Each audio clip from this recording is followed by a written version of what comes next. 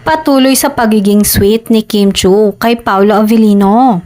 Makikita ito sa picture na ipinost ng isang fan. Kuha ang post mula sa tila photoshoot ng Kim Pao para sa kanilang bagong endorsement o para sa kanilang pelikula.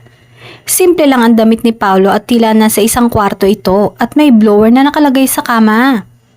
Makikita din na hawak ng aktor ang cellphone ng aktres na si Kim na identify ng mga solid Kim Pao fans dahil laging nakikita ito na gamit ni Kim sa It's Showtime.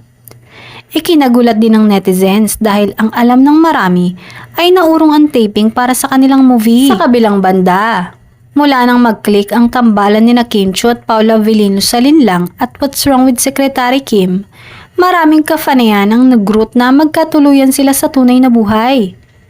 Katunayan, noon pa inaabangan ng mga nananampalataya at kinikilig sa kanilang love team na umamin sila bilang opisyal na magjowa.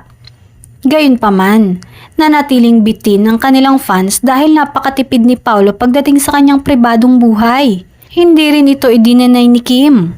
Napansin na kakaiba ang glow sa mga mata ng aktres kapag pinag-uusapan ng aktor.